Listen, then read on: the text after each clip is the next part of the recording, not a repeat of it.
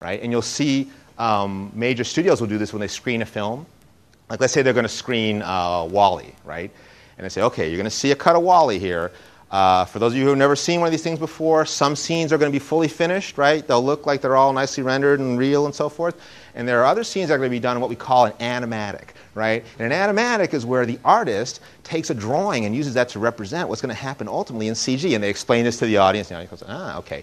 And then they show the film, right? So some scenes are going to be rendered and lit, and WALL-E's going to look like the little robot. And other scenes, all of a sudden, it's going to look like a drawing, like something you'd see on your refrigerator done by your kid. And the audience goes, all right, and then they show the film.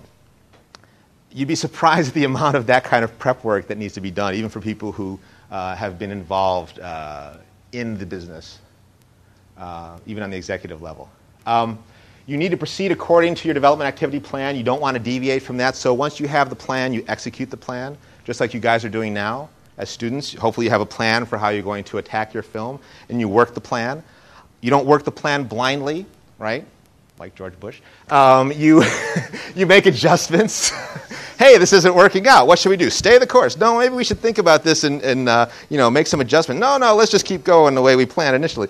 You want to actually reassess, right? Think about what's going on and make adjustments, right? Reasonable. I'm never going to be able to use this video, by the way. So, you greenlight your first story. Oftentimes, this might be an internal greenlight. If you're basically working for yourself, you're having your own independent company, you're deciding amongst yourselves which is going to be our first story. And maybe you and your friends have a few ideas, right? Greenlight your first story might be something as informal as sitting around together, looking over your ideas and saying, this is the one we're going to use. This is the best approach to take. Or it might be something as formal if you have particularly a producing company who you're working for, right, to go to them and say, hey, guys, what do you think up there? And they go, we like that one. And go, all right, that's greenlit. So it depends on your business organization model and who you're reporting to, who your co-production and production relationships are.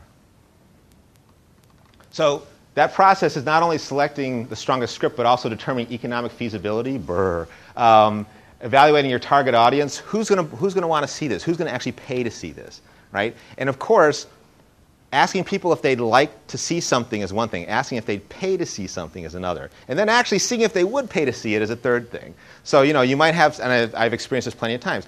Hey, what do you think of that? Oh, that's really cool. Would you want to pay to see it? Sure. Are you going to? Nope. And then there you go, right? So it has to be something that, according to your research, people actually would want to and have a history, a precedent of going to see. And how do you evaluate this? You try to identify similar profiles of similar films and see how much they made, right? For example, Princess Mononoke, brilliant film. I love this film. I love everything that Miyazaki does. How much did that make in the U.S.? 10 million, I think, total in the U.S. It made a huge amount in Japan, right? One of the most successful films there ever.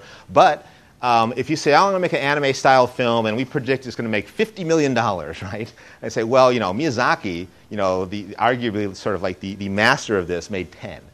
So if that's where he is, right, what chance? It's not that you couldn't, but based on that precedent, we're going to put you here or lower potentially. So you have to do that research. And you typically will research maybe 5 or 6 films of similar profile. Yes? You're saying research what they actually make, but where would people like us get those actual... Good question. Reliable... It's really hard because companies are loath to reveal their actual numbers, and there's a lot of cooking of the books that goes on, et cetera, because companies typically want to show no profit.